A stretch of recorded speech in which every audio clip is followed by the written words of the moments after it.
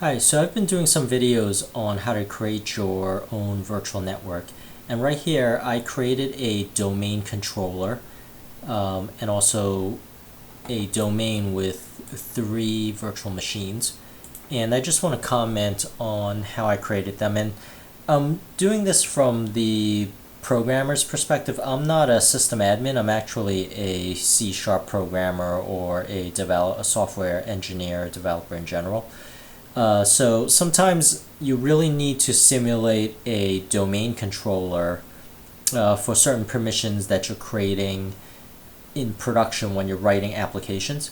So using Virtual Player, I created a domain with 3 machines, and the way I did it was setting up using basically the NAT adapters, the network address translation on all 3 machines, but also creating a very specific subnet for it. And I go through some of this in my other video where I explain how to get the virtual network editor. So let me show you that now. And this isn't completely necessary. So I have the virtual network editor here, and I created my own subnet, and I actually created 3 static IPs for this.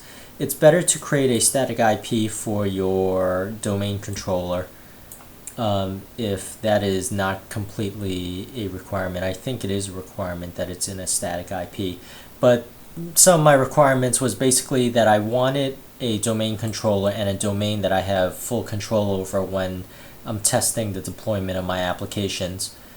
So you'll notice here that I created a subnet of 192.168.100,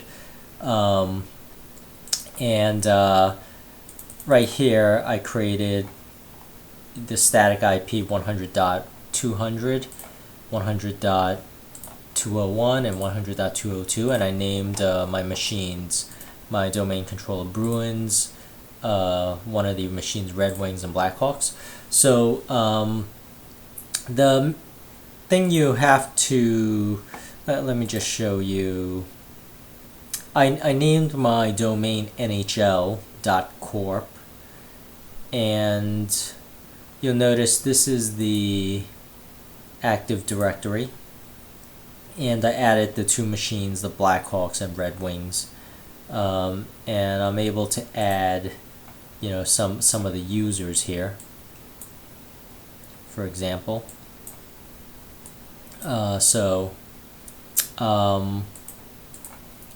And I also put my own DNS here, but I did not use a DHCP server because obviously I don't want it to interfere with other machines on the network.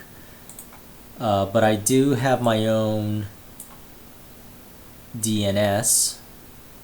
So you notice it's a forward-looking DNS with and when I'm creating the domain controller, it prompts me to create these, to create my own DNS, which I do, and the 3 servers that I have their own entries, or you could add it manually. And I could have done DHCP here, but really I want to simulate production, which most of the time is static IPs. So that's really the purpose of me creating the sandbox domain here. But feel free to send me any questions you have on how to set this up. I thought it was pretty straightforward, and let me go through the network settings. But it is very much possible to actually set up your own network and have it isolated, but also having not only that it's an isolated domain, but you could also reach the internet, because lots of times you do have to go outside of the network. So it really does stuff like that also.